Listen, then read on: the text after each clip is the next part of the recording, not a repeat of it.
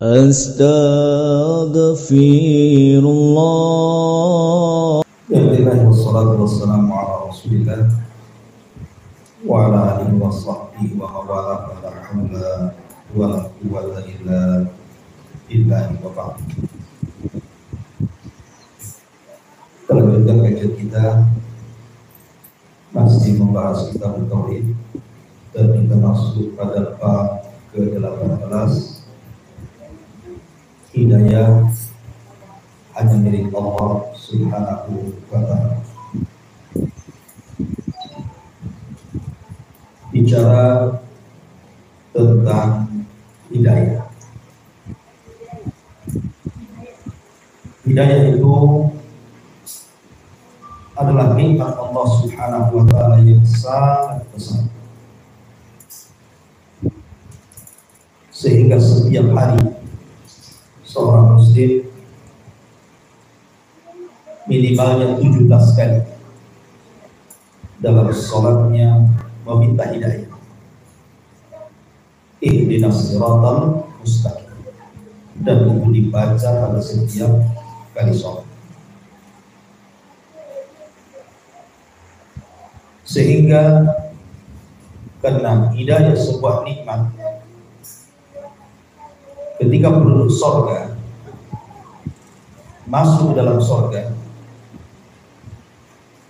maka mereka mengucapkan puji syukur kepada Allah Subhanahu wa ta'ala akan hidayah yang menjadikan mereka masuk surga. Apa ucapan penduduk surga? Alhamdulillahilladzi hadana lihada wa ma kunna linahtadiya laula an hadana. Segala puja dan puji hanya milik Allah yang telah memberikan hidayah kepada kami, kata penduduk surga. Kalau bukan karena Allah Subhanahu wa ta'ala memberikan hidayah, tentu kan tidak akan masuk di dalam surga. Begitulah hidayah mengantarkan manusia menuju surga Allah Subhanahu wa ta'ala. Makanya doa yang sangat agung adalah doa yang di dalamnya terkandung permintaan hidayah. Sehingga Nabi SAW ketika berdoa sebelum meminta yang lainnya, maka Nabi SAW selalu mendahulukan thalabul hidayah, meminta hidayah. Seperti doa yang sering dipanjatkan Rasul, Allahumma inna nas'alukal huda wal tuqa wal afaq wal ghina. Ya Allah, berikan kepadaku hidayah, kemudian ketakwaan, kemudian kekayaan, kemudian mampu menjaga kehormatan. Lihat bagaimana Nabi SAW mendahulukan hidayah dalam permintaannya dibandingkan dunia berupa kekayaan. Karena kalau seandainya Allah berikan nikmat kekayaan tetapi tidak diberikan nikmat hidayah, maka harta akan menjadi rusak apabila dipegang orang rusak. Tetapi harta akan menjadi baik kalau yang memegang orang yang diberikan hidayah. Kata Nabi SAW, malun salih li rajulin salih. Harta yang baik dan mengelola orang baik, orang yang diberikan hidayah oleh Allah Subhanahu wa ta'ala. Tentu hidayah yang paling besar dalam kehidupan kita adalah hidayatul Islam. Sebelum yang lainnya, hidayah yang paling besar yang melekat pada badan kita itu adalah hidayatul Islam. Makanya sangat rugi dan merugi orang yang sudah diberikan hidayah Islam kemudian murtad hanya gara-gara kehidupan dunia yang hina dan kekayaan yang sedikit. Dan banyak orang yang sudah diberikan hidayah masuk Islam karena dia tidak pandai mengelola Islam dengan baik, hanya gara-gara kemudian ditawari dunia murtad. Berapa banyak wanita-wanita yang hanya gara-gara urusan nikah bisa pindah agama. Berapa banyak orang-orang yang kelaparan hanya gara-gara diberikan makanan bisa pindah agama. Berapa banyak hanya gara-gara urusan berkawan hanya pindah agama. Hakikatnya dia sedang melepaskan nikmat Allah terbesar dalam hidupnya. Karena hidayah itu bukan milik kita, tapi hidayah itu milik Allah Subhanahu wa ta'ala. Maka sudah semestinya kita meminta setiap hari agar kita diberikan hidayah oleh Allah Subhanahu wa ta'ala. Karena kalau seandainya Allah masukkan hidayah kepada kita, maka dipastikan kita menjadi orang taat. Lihat ketika Allah Subhanahu wa ta'ala bicara tentang sholat. Inna salata tanha anil fahsya wal munkar, kata Allah. Sesungguhnya sholat itu mencegah perbuatan fahsya, keji. Mulutnya kotor, suka mencaci dan memaki, menghina dan menggibah. Dan juga mungkar, berlaku fasik, berbuat fasik.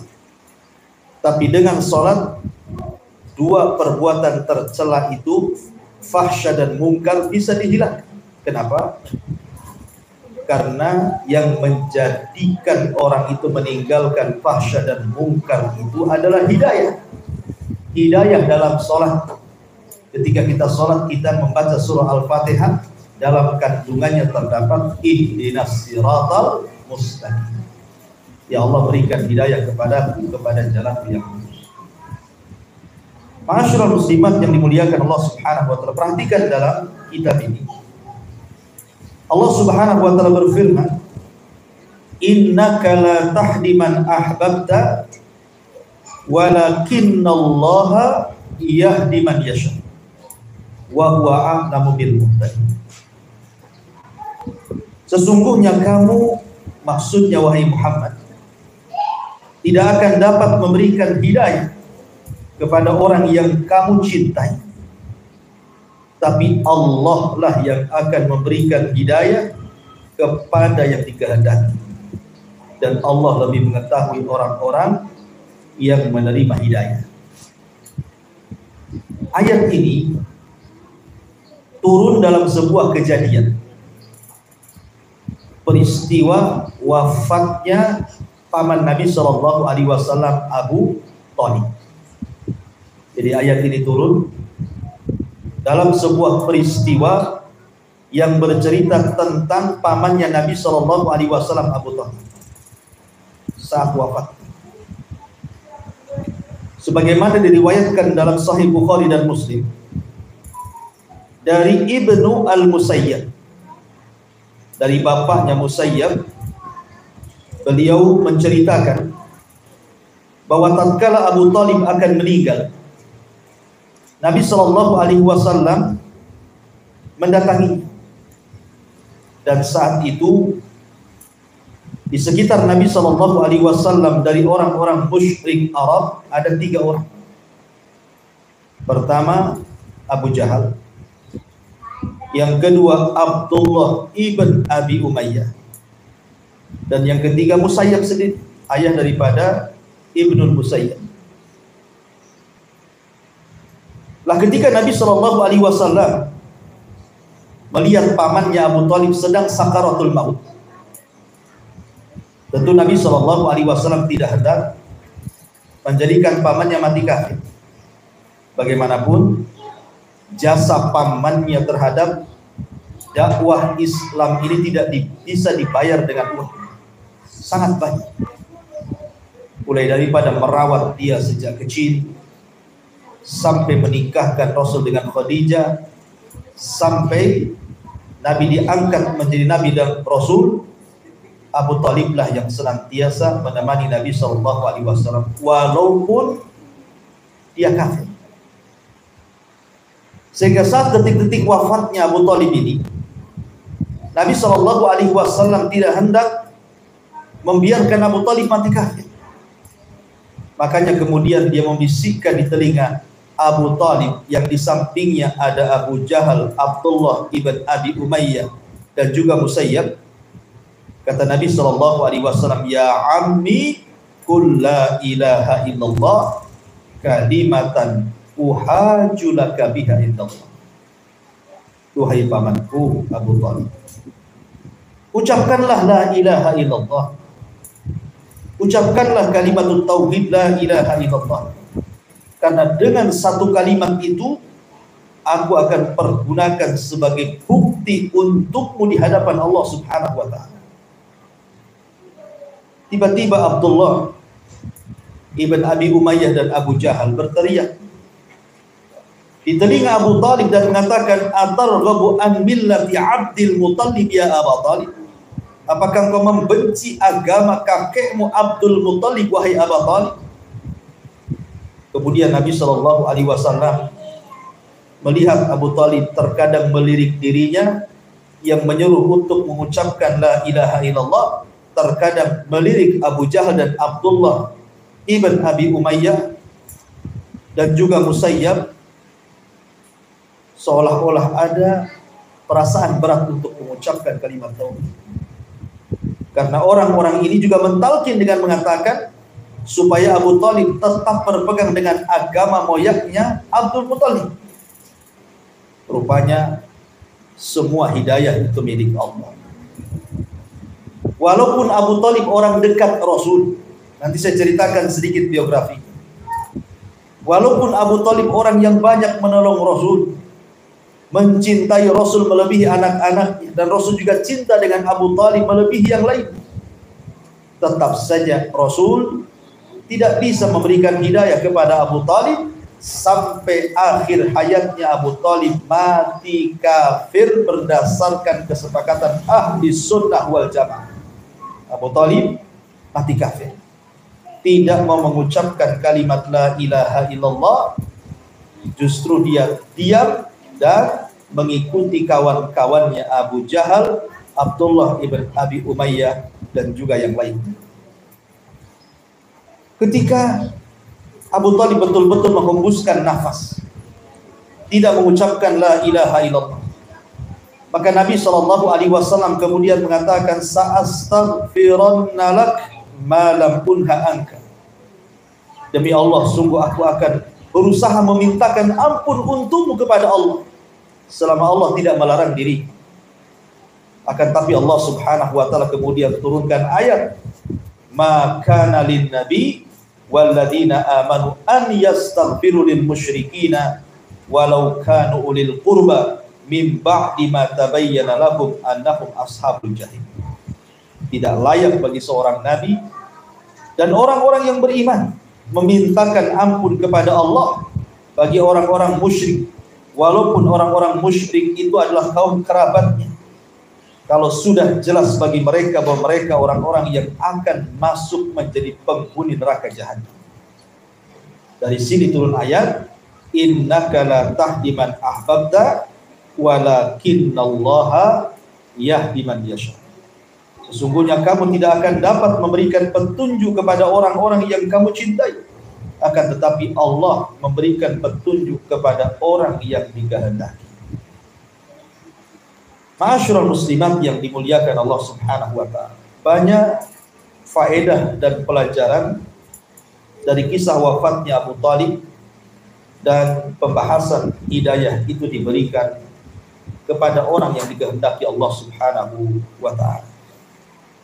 Ma'asyiral muslimat yang dimuliakan Allah Subhanahu wa ta'ala, siapa Abu Talib? Kenapa Nabi SAW bersikeras terus menghendaki hidayah kepada pamannya Abu Talib? Abu Talib ini, dia adalah satu di antara paman Nabi SAW. Jadi paman Nabi SAW kalau boleh saya bagi itu ada 3 kelompok. Kelompok yang pertama, paman Nabi SAW yang kafir, sudah kafir, memusuhi Islam, menentang Allah dan Rasul. Siapa dia? Dialah Abu Lahab. Kemudian kelompok yang kedua, kafir. Tidak beriman kepada syariat Nabi SAW. Tetapi dia justru sayang dengan Rasul. Walaupun dia kafir, dia cinta dengan Rasul. Dia membantu dakwah Rasul. Dialah Abu Talib. Dan kelompok yang tiga, paman-paman Rasul yang beriman masuk Islam dan menolong agama Nabi SAW dan mati syahid. Di antaranya adalah Abbas dan juga Ja'far. Abbas ibn Abdul Muttalib, kemudian juga Hamzah ibn Abdul Muttalib. Ini paman Rasul yang masuk Islam dan mati syahid. Yang ingin saya bahas adalah Abu Talib. Jadi Abu Talib ini, nasabnya adalah Abu Talib ini, Abu Talib ibn Abdul Muttalib ibn Hashim al-Qurasi, dan dia pemimpin Quraisy. Dia paman Nabi SAW. Dia yang merawat Rasul sejak kecil, menolong Rasul, menjaga Rasul, melindungi Rasul, dan dia ayah daripada Khalifatul Islam yang keempat, Ali bin Abi Thalib radhiyallahu an. Dan Abu Talib adalah orang yang sangat disegani oleh Quraisy dan pemimpin yang sangat mulia yang ditaati, walaupun secara fisik Abu Talib ini orangnya agak pincang kalau jalan. Lah Abu Talib ini menikah dengan seorang wanita namanya Fatimah bintu Asad. Kemudian dikarunia anak, di antaranya Talib, kemudian Uqail, kemudian Ja'far, kemudian Ali, kemudian Ummu Hani, kemudian Jamanah, kemudian Asma, kemudian Raithah. Itu semua anak-anak Abu Talib. Jadi banyak anaknya, tetapi Allah takdirkan miskin. Sudah miskin banyak, anaknya itulah Abu Talib. Lah ketika meninggal Abdul Muttalib, ayahnya, maka Abdul Muttalib berpesan kepada Abu Talib agar supaya Abu Talib merawat Rasul. Akhirnya kemudian karena wasiat daripada Abdul Muttalib, maka Abu Talib pun kemudian merawat Nabi SAW, hidup bersama Abu Talib. Bahkan Abu Talib lebih sayang kepada Rasul dibandingkan anak-anaknya. Ada yang mengatakan Abu Talib ini kunyah, gelar. Lalu namanya siapa Abu Talib ini? Ada yang mengatakan namanya adalah Syaibah. Abu Talib itu ada yang mengatakan namanya adalah Syaibah. Ada yang mengatakan namanya Imran. Ada yang mengatakan namanya Kanitah. Ada juga yang berpendapat namanya Abdu Manaf. Tetapi yang masyhur nama Abu Talib adalah Syaibatul Syaibah. Syaibah itu yang masyhur nama daripada Abu Talib.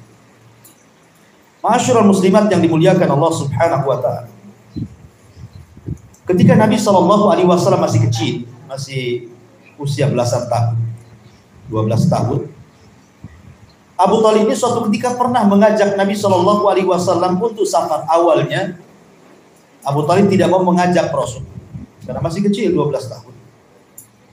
Sementara perjalanan dagang ini kan dari Mekah ke Syam itu cukup jauh, berbulan-bulan.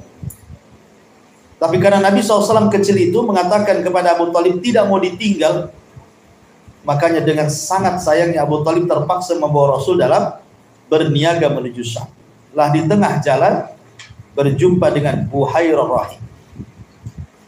Lah Buhairah Rahib ini memaksa Abu Talib jangan melanjutkan perjalanan, karena Buhairah tahu bahwa yang dibawanya bukan manusia biasa tapi Nabi. Maka demi menjaga keselamatan anak angkatnya sekaligus keponakannya, maka Abu Talib pun kemudian mengembalikan Rasul ke Mekah karena khawatir yang diucapkan Buhairah itu menjadi sebuah kenyataan. Tentu karena sayang kepada Nabi SAW. Bahkan ketika Nabi SAW beranjak di usia 25 tahun, kemudian menikah dengan Khadijah, maka yang meminangkan Rasul kepada Khadijah adalah Abu Talib. Bahkan dalam pernikahannya Abu Thalib lah yang kemudian berkhutbah menjelaskan keutamaan keponakannya bahwa dia layak menikah dengan Khadijah.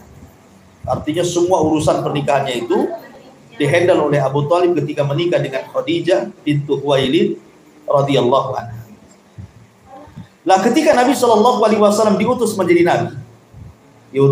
nabi, maka Nabi Shallallahu alaihi wasallam mulai melancarkan dakwahnya. Sampai akhirnya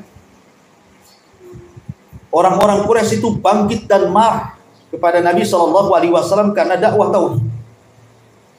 Sehingga akhirnya kemudian Nabi Shallallahu alaihi wasallam dan para sahabatnya diboikot oleh orang-orang kafir Quraisy agar tidak bisa berkutik di kota Mekah.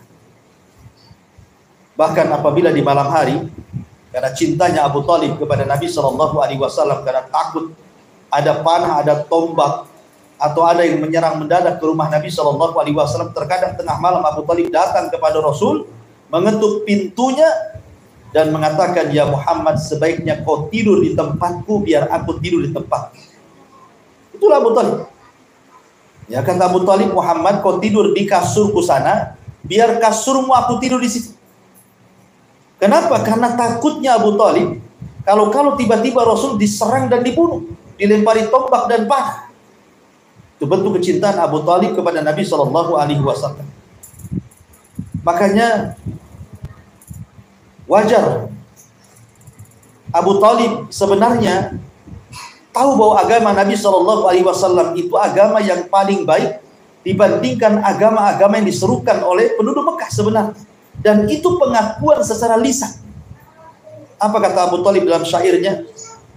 "Wallahi la yasilu ilaika bi jam'ihim hatta usad fit turabi dafina.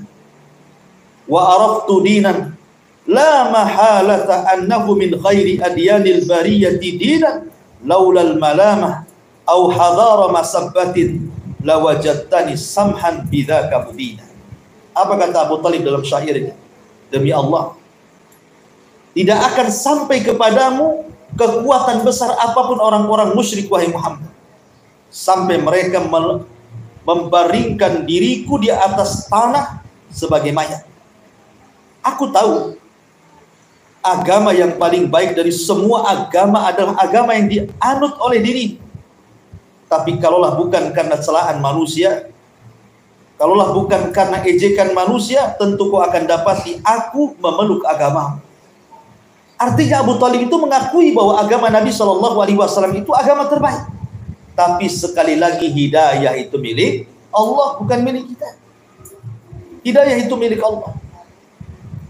Tapi Abu Thalib karena dia adalah orang yang paling mencintai Rasul, apapun yang kemudian dilakukan Rasul tetap dibelanya.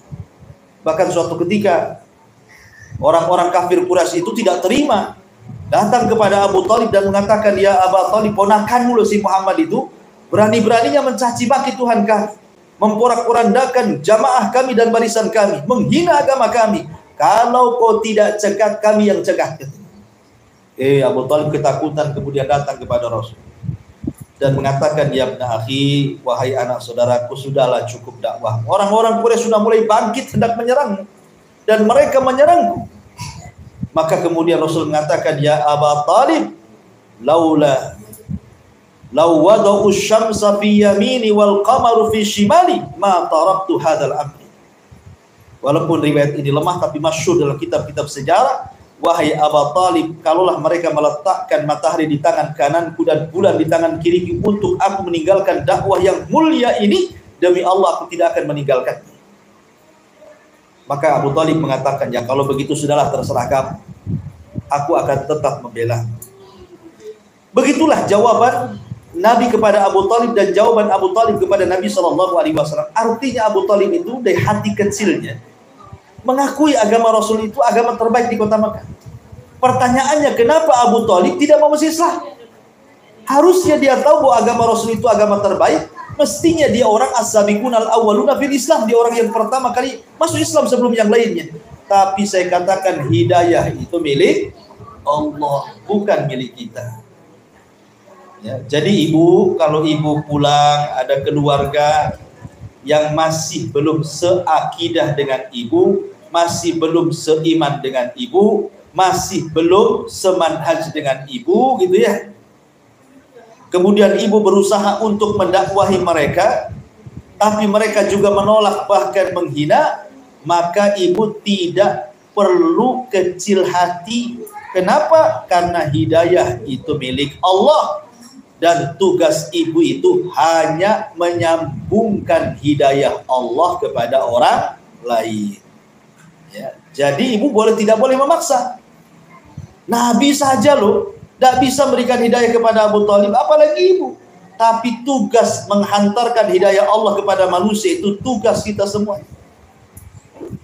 Jadi tugas menghantar hidayah Allah kepada manusia itu tugas kita. Soal manusia menerima hidayah Allah ataupun tidak, berdoalah agar mereka sadar dan mendapatkan hidayah.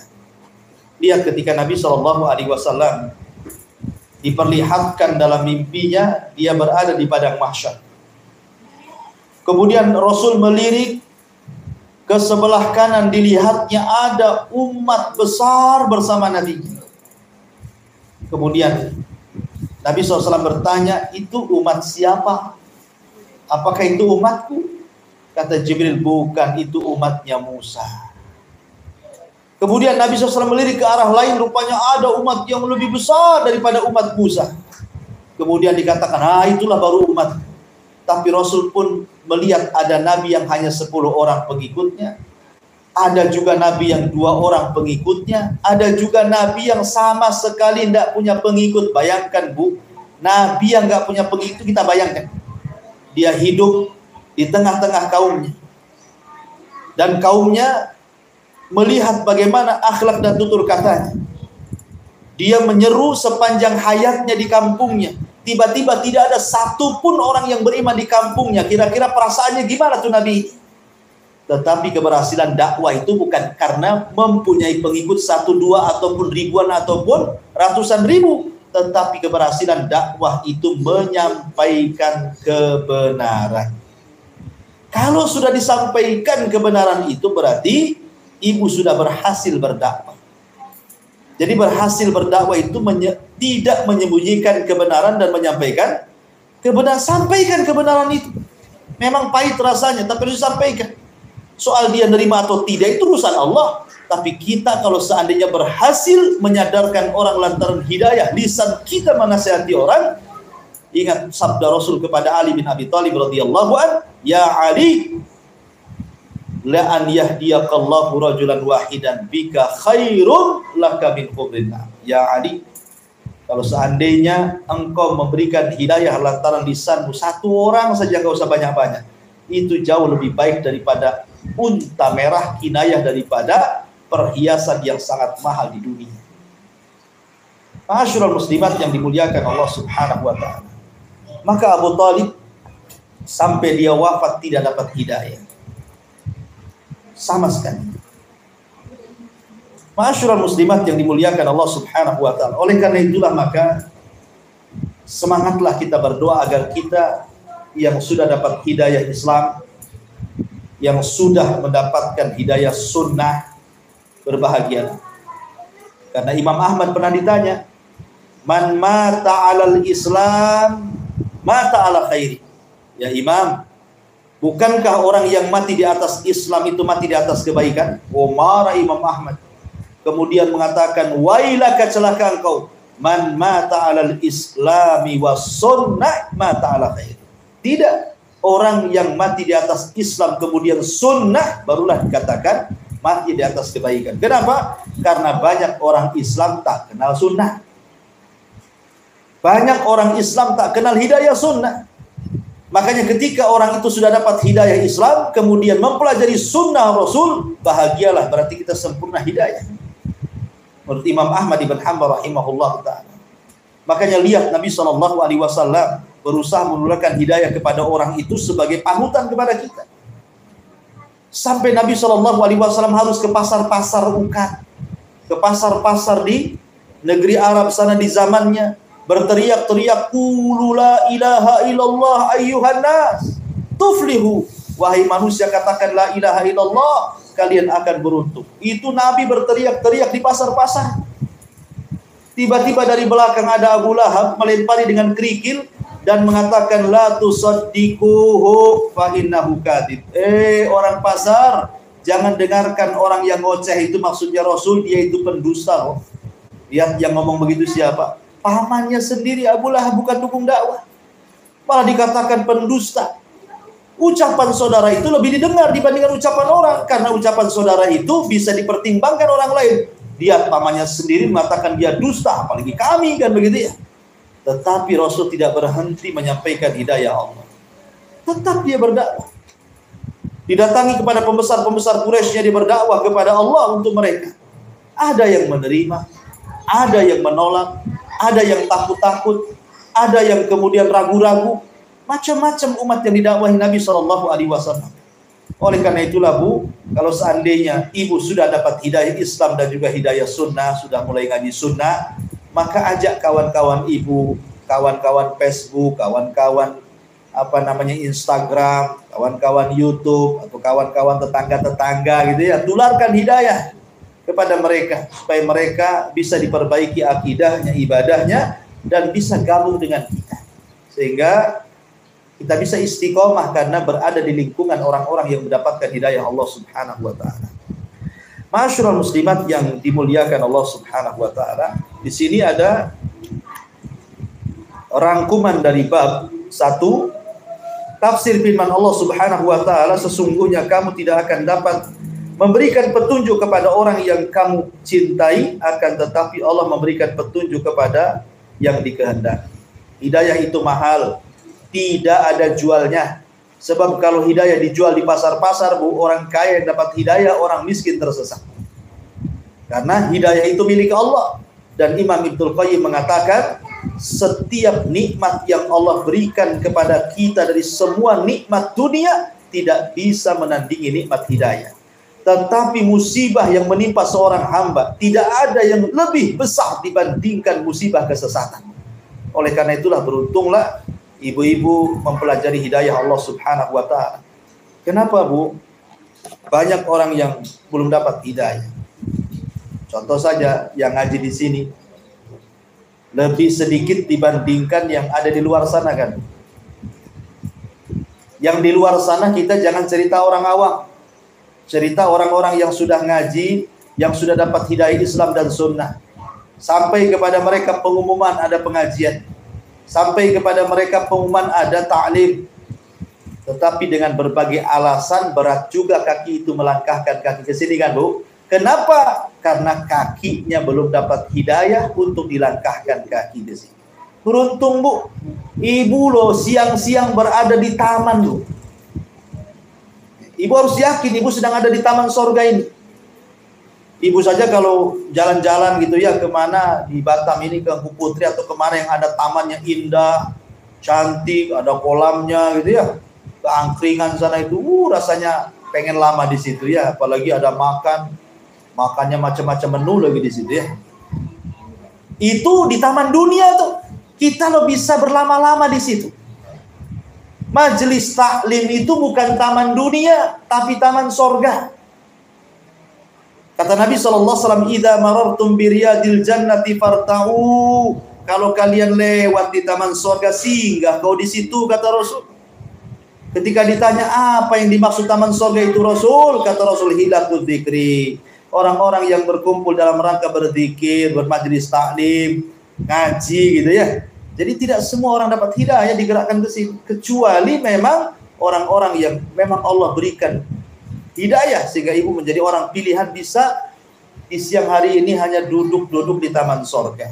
Ya, walaupun muap-muap, walaupun ribut, walaupun ngobrol sendiri, yang penting kan di taman sorga, ibu ya. Ma'asyiral muslimat yang dimuliakan Allah Subhanahu wa taala. Baik, kemudian yang kedua, tafsir firman Allah Subhanahu wa taala, tiada patut bagi nabi dan orang-orang yang beriman memintakan ampun kepada orang-orang musyrik. Dari sini ada faedah bahwa tidak boleh mendoakan orang-orang musyrik dengan doa ampunan, walaupun dia bapak kita, ibu kita, orang tua kita, kalau mati dalam kondisi kafir dan musyrik, tidak boleh. Ya. Anaknya mukmin, ibunya kafir. Anaknya mukmin, bapaknya musyrik, namanya. Naudzubillah. Meninggal tuh bapak. Dan ini banyak kejadian, bukan hanya kepada manusia biasa. Nabi Ibrahim, bapaknya kafir, azab. Pembuat patung, penjual patung, penyembah patung, nah gitu, itu kan azab. Termasuk contohnya Abu Thalib di sini. Ya. Jadi orang sekelas Nabi saja ada orang tuanya yang kufur, apalagi bukan Nabi gitu ya. Makanya penting, yang menghalangi kita mendoakan ampun kepada orang tua yang kafir apabila meninggal itu karena hidayah. Nah, gitu ya. Hidayah yang menghalangi. Coba kalau seandainya mereka dapat hidayah Islam kemudian meninggal dunia sebelum dia wafat gitu ya. Mungkin sehari sebelum dia wafat dia masih Islam, mendapatkan hidayah Allah, kita sudah boleh mendoakan ampun kepada dia. Tapi ketika dia tidak mau dan tetap terhalang hidayahnya, tetap kafir musyrik, meninggal, maka terhalang. Kita tidak boleh memintakan ampun kepada Allah kepada orang tua yang musyrik, yang kafir. Kemudian yang ketiga, suatu permasalahan yang sangat penting, yaitu tafsir sabda Nabi, ucapkanlah la ilaha illallah. Tafsir kalimat ini ternyata berbeda dengan penafsiran dilakukan orang-orang yang mengaku-ngaku dirinya telah memiliki ilmu. Artinya bahwa ucapan la ilaha illallah itu bukan hanya diucapkan secara lisan, tapi penting juga dipelajari secara pengetahuan. Karena kalimat la ilaha illallah itu ada konsekuensi, ya, ada kandungan isinya, ada rukun-rukunnya, ada syarat-syaratnya. Itu harus dipenuhi semuanya dan itu harus dipelajari. Minimalnya kita tidak menyembah kecuali kepada Allah Subhanahu wa taala. Kita yakini bahwa di dunia ini sesembahan semua batil kecuali hanya menyembah Allah Subhanahu wa taala. Kemudian yang keempat, Abu Jahal dan Abdullah ibn Umayyah ternyata mengetahui maksud dari sabda Rasul tatkala beliau berkata kepada pamannya, katakanlah la ilaha illallah. Sungguh celaka orang yang tidak lebih tahu terhadap makna kalimat tersebut di atas daripada Abu Jahal. Yang herannya begini, Bu. Ketika Nabi Shallallahu alaihi wasallam mentalkin Abu Thalib pamannya, itu kan di sampingnya itu kan ada Abdullah ibn Umayyah yang mengatakan kepada Abu Thalib, "Hei Abu Thalib, jangan dengarkan si Muhammad itu mengucapkan la ilaha illallah. Kamu jangan membenci agama nenek moyangmu Abdul Muthalib." Itu yang mengucapkan siapa? Abdullah ibn Abi Umayyah. Kalimat itu, rupanya masuk Islam. Memang hidayah, Ibu ya. Hidayah itu seperti itu. Dia yang menyuruh Abu Thalib jangan mengucapkan kalimat la ilaha illallah. Dia pula setelah itu masuk Islam dan baik Islamnya. Siapa tahu hidayah itu hanya kita dengan Allah yang tahu. Kadang-kadang kita mencela orang, rupanya dia pula belakangan orang yang paling baik, orang yang mencelanya pula jadi orang buruk. Kenapa? Karena amal itu ditentukan akhirnya, bukan awal dan tengahnya, ya kan? Kemudian yang nomor 5, kesungguhan dan usaha maksimal yang dilakukan Rasul untuk mengislamkan pamannya. Rasul itu luar biasa, percontohan yang luar biasa. Beliau menyampaikan hidayah itu supaya umatnya masuk Islam itu luar biasa. Harus rela dicaci, dimaki, dikatakan tukang sihir, dikatakan orang gila, dikatakan perangkai syair, dikatakan pemecah belah, kemudian dihina, dicaci, dimaki, dilempar kotoran, mau dipenjarakan, mau diusir, mau dibunuh. Wih, luar biasa Nabi itu melihat sejarahnya. Untuk siapa kalau bukan untuk kita, ya. Kemudian juga yang nomor 6, hadis di atas adalah bantahan bagi orang-orang yang menyangka bahwa Abdul Muthalib dan para leluhurnya memeluk agama Islam. Dan begitu seterusnya dan begitu seterusnya. Ibu baca sendiri. Wallahu a'lam. Kajian di siang hari ini kita cukupkan sampai di sini. Silahkan sebelum saya tutup, kalau ada yang mau bertanya silahkan bertanya.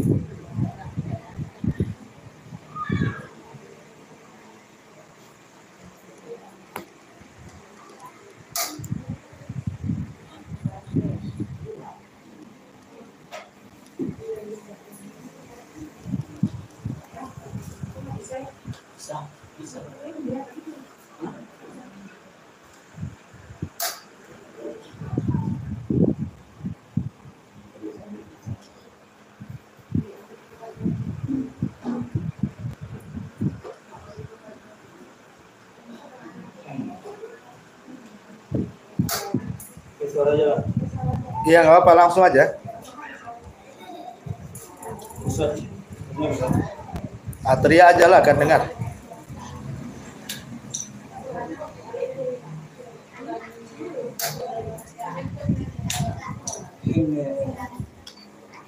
Bisa ya. Waalaikumsalam warahmatullahi wabarakatuh.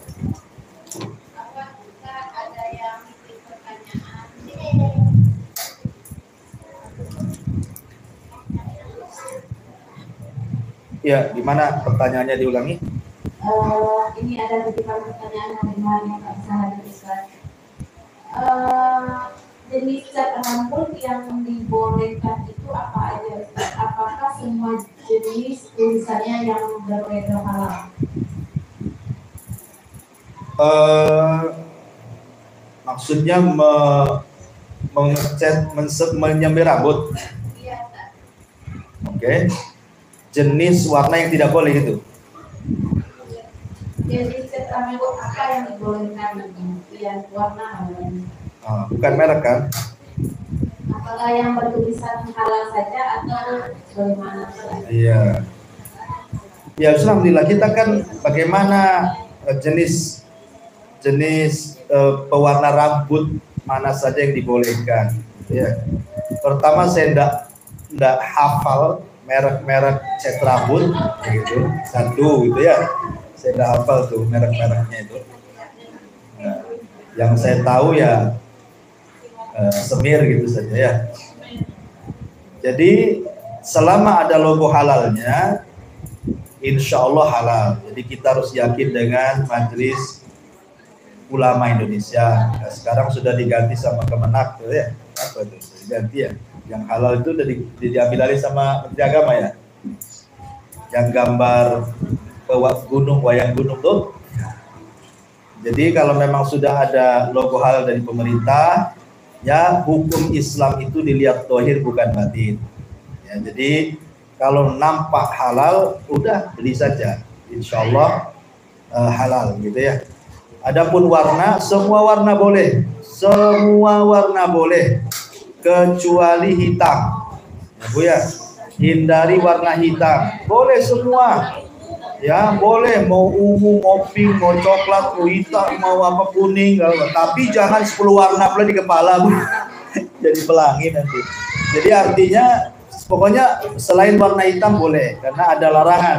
Tidak boleh merubah ciptaan Allah. Dan Rasul pun mengatakan hindari warna hitam, ya, hindari warna hitam. Wallahu a'lam. Itu jawaban singkatnya.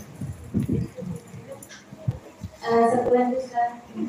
Apabila kita mendapati tempat yang kita mau sholat tapi kita tidak tahu kiblatnya, kita harus bagaimana, Ustaz? Gimana? Oh, kalau seandainya orang mau sholat tetapi tidak tahu arah kiblatnya, ya, pertama ibu buka handphone, kemudian download aplikasi arah kiblat. Nah, ini ceritanya kalau nggak ada handphone juga, Ustaz. Begitu. Makanya saya bimbing dulu, kalau ada handphone, usahakan handphone. Kecuali kalau lowbat ya tidak mungkin. Kemudian yang kedua, tanya tetangga sekitar. Nah, keluar, tanya tetangga sebelah kiri, sebelah kanan. Tanya sebelahnya, nggak tahu sebelahnya lagi, sebelahnya lagi, sebelahnya lagi, gitu ya. Sampai kapan sebelah-sebelah itu, Ustaz? Gitu ya. Ya, kira-kira lah, kira-kira nih kalau kejauhan tanya nanti habislah waktu sholat kan. Ya, pokoknya di sekitar-sekitar lah. Nah, rupanya di sekitar-sekitar itu orang non-muslim, nggak ada masjid pun di luar negeri gitu kan. Maka ibu lihat alam, lihat matahari, ya kan. Oh, kalau dari Indonesia arah kiblat itu kalau matahari terbit dari barat, tengok arah barat, mana barat, tengok matahari gitu ya. Kalau nggak bisa juga karena teduh gitu ya, nggak ada matahari, maka baru berijtihad, Bu. Berijtihad, kira-kira kalau saya ngadap sini kayaknya ke sini deh. Nanti hati lebih cenderung kemana? Ya, hati lebih cenderung kemana? maka kita sholat menghadap ke sana. Ya. Kalaupun seandainya sholat kemudian salah gitu ya kan, kemudian dikasih tahu, tadi kamu salah itu kiblat tuh. Oleh karena itulah maka para ulama mengatakan tidak usah diulang sholatnya, dianggap sah, ya, dianggap sah sholatnya. Demikian, wallahu a'lam.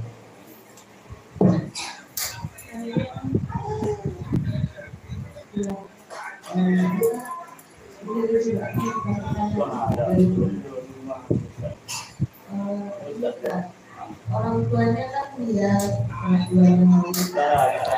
Oke.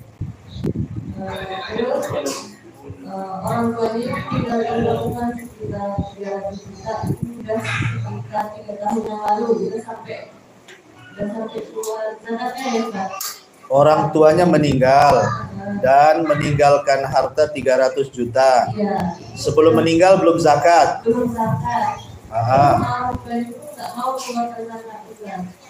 Walaupun sudah diingatkan oleh anaknya ini untuk mengeluarkan zakat dari harusnya keluarkan zakat Bu, karena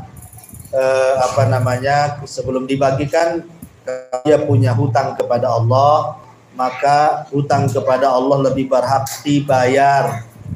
Baru setelah itu hutang kepada manusia semasa hidupnya almarhum itu punya hutang atau tidak, kan itu. Ya, itu kemudian ya ahli warisnya lah kalau memang. Ya, karena ketika hidup dia punya hutang zakat, ketika meninggal ya harusnya dia bayar zakat. Nah, itulah kadang-kadang anak-anak kalau orang tua punya hutangnya tak mau jadi waris, kalau punya uang mau pula jadi ahli waris. Nah, gitulah kadang-kadang kan. Itulah anak nggak jelas ya. Nah, kalau masalah puasa gimana Ustaz? Kemarin orang tua itu sakit. Lihat puasanya, kalau puasanya itu ketika Ramadan dia berpuasa dan dia tidak sanggup karena sakit, harusnya kan bayar fidyah gitu kan. Harusnya bayar fidyah dia. Ketika masa hidupnya dia masih hidup kan waktu itu, kemudian dia tidak puasa 1 bulan, harusnya bayar fidyah itu. Ya, dibayarkan sama anaknya fidyahnya. Tapi kalau seandainya dia bernadar untuk berpuasa keburu meninggal, maka bukan fidyah tetapi puasa lagi bayarnya. Ya. Wallahu a'lam. Ya.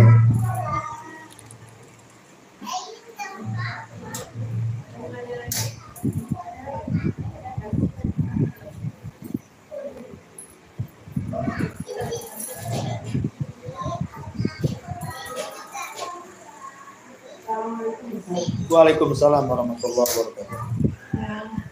Apa bedanya kafir sama musyrik? Gimana ulangi? Bedanya kafir sama musyrik. Bedanya kafir sama musyrik. Oke. Kafir itu orang yang menyelisih agama seperti Yahudi dan Nasrani itu dikategorikan kafir. Ya. Seperti Allah mengatakan lam yakunil ladzina kafaru min ahlil kitab wal musyrikin, kan itu ya. Lam yakunil ladzina kafar. Di sini ada kalimat kafir. Kafir ini mencakup 2. Musyrik dan ahli kitab. Jadi kafir lebih umum, Bu. Kafir lebih umum karena kafir itu membawahi ahli kitab dan juga musyrik. Ahli kitab itu maksudnya Yahudi dan Nasrani. Musyrik itu selain Yahudi dan Nasrani. Apa bedanya? Ahli kitab itu diturunkan kitab, tetapi mereka menyelisih kitab yang diturunkan, makanya mereka kufur. Tetapi orang-orang musyrik tidak diturunkan kitab kepada mereka dan mereka menyembah selain Allah.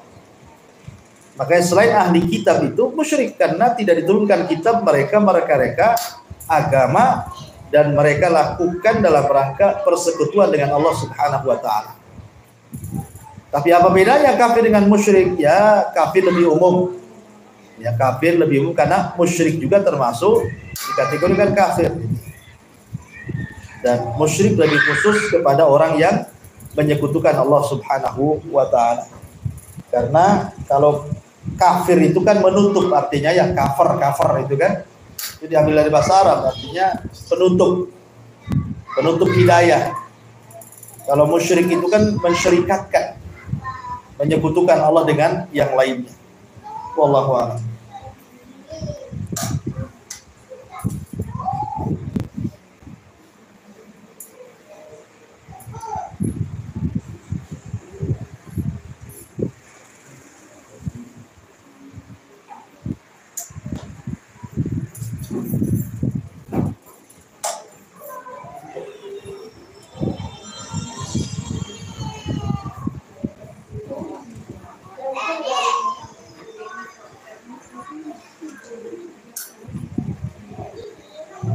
Tidak. Berarti kita semangat. Jalan.